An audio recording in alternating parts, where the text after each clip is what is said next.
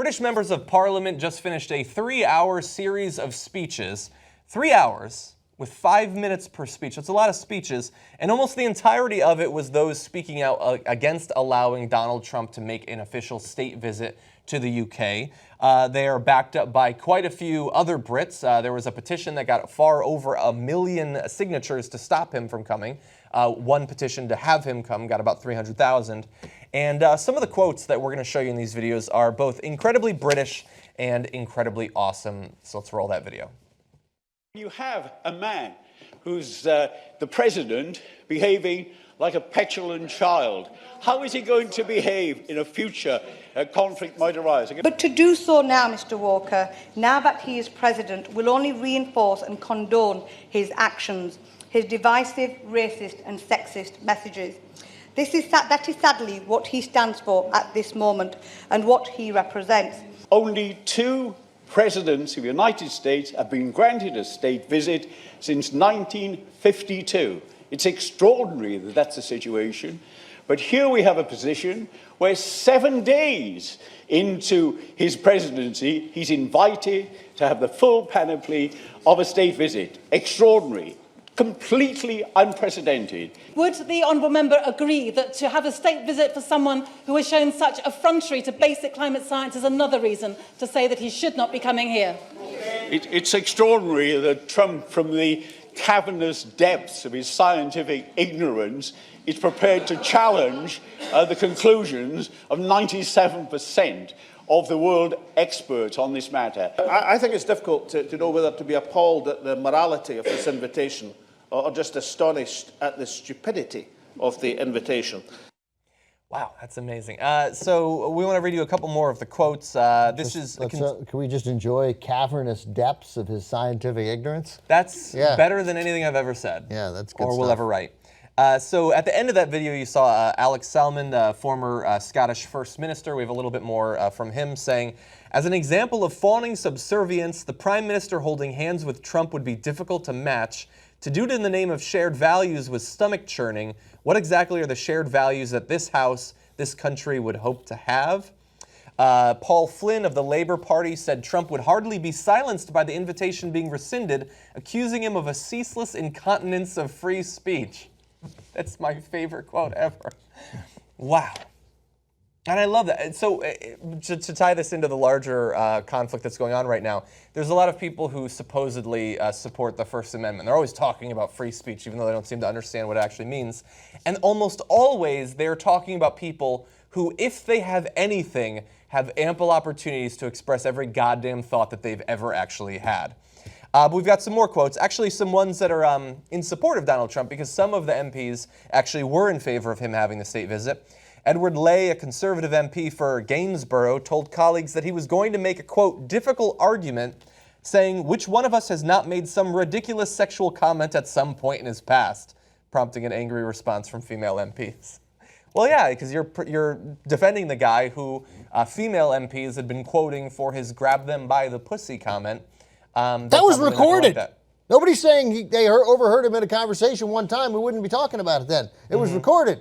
The suggestion when you record somebody saying something is probably not that you got him the one time he said it. Yeah. Right. So no, and basically we haven't, not as grown-ups. So yeah. So then and what's that guy's name? Which one? The conservative. At the end, Edward Lay. That was the conservative MP. Yeah, man, these guys are dumb, man, and they're hugely sexist.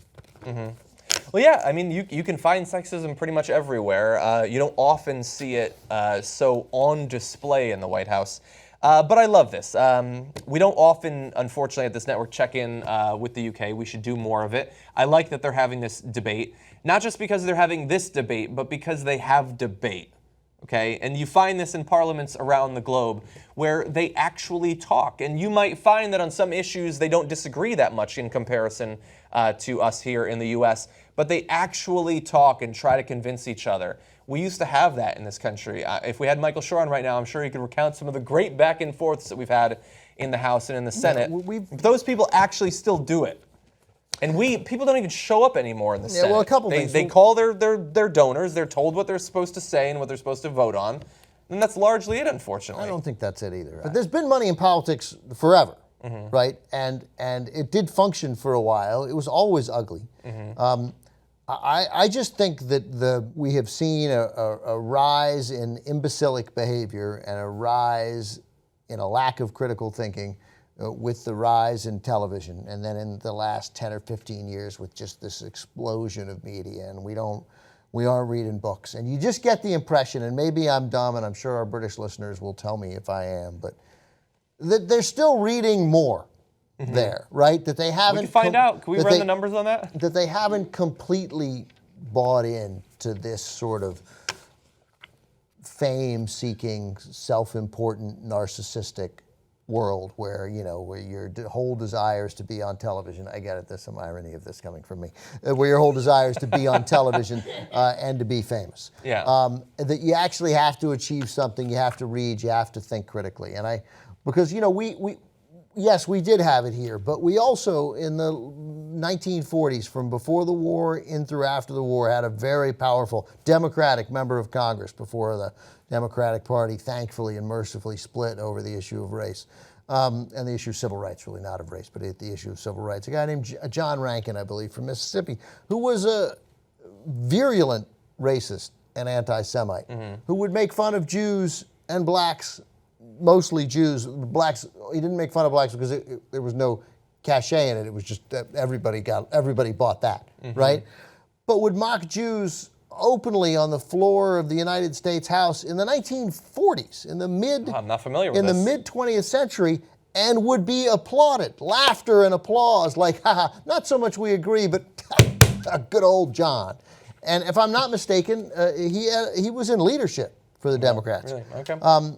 And the people who stood up to him mostly were Republicans and Northern Democrats. And he was a shameful, despicable man. So we've had this before. It's just that now, 70 years after that time, 70 years after guys like John Rankin are out of office or dead and gone, one of them became president. One of these sort of buffoonish, ignorant fools became president and has been, or at least a guy who's supported by those people. And I don't mean regular voters. I mean Trump's cadre of the people around him, that cabal of thugs in the White House, that these are the kind of guys we have. We had them before, but at least smart people knew to point at them and be like, oh, thank God. And now here they are in power. But look up John Rankin and his behavior in the mid-20th century. You'll be stunned. To the point of whether they're going to have Trump there, they are apparently going to still have Trump there. It's going to happen. Whether they should or not, I don't know what can actually modify Trump's behavior. He's reversed on a couple of things, and so it is possible. We know that it is possible. He can actually bleed. But normally, like sinking polling numbers, those sorts of things could influence a president's behavior. He seems largely immune to that. I don't know what could actually cause him to consider some of his more extreme positions. It's possible that scorn from abroad, losing out on opportunities to have high-profile visits, that seems like the sort of thing that a narcissist like him perhaps would respond to, but I don't know that he'd respond in a rational fashion to it. Yeah, I mean, look, Donald Trump, we talked about this, John, you and I briefly before the show. I mean, this is a guy whose entire campaign was based on being the truth teller, right? The sort of, he'll say what he means and means what he says, right? It's right, unbelievably ironic. But that he shook the system, right? He was the ultimate outsider.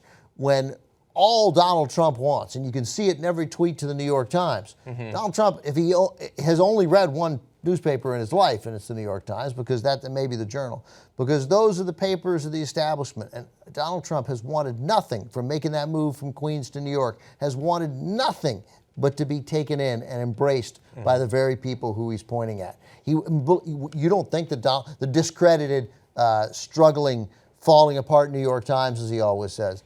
What happens if there's a nice editorial about Donald Trump? Oh my God. You think he might mention it? Right. He wants nothing more. Please accept me. Take me into your clubs. I mean, Donald Trump was so excluded from the clubs because he's such an awful buffoon. And you know by looking at him, my God, huge fraud. Holy Christ, this guy is a fraud. You know it instinctively. So he had to make his own club. He had to create his own club, Mar-a-Lago, where he's like, no, now they'll come to me, because he's not in those clubs, because even though I find those people obnoxious in many of them, not all, of course, they know, at least they know a fraud when they see one, and he is a fraud, and they have smelled him out. And when he is accepted, and so the good news about a visit to London, he'll love it. You're right, because he's like, look, I'm accepted. I meet the Queen. I or meet whatever. the Queen, I'm accepted. But it's a whole other area for him to do something buffoonish. Support independent media and get the whole Young Turks 2-hour show and other network shows all ad-free. TYTnetwork.com/join. Come join us today.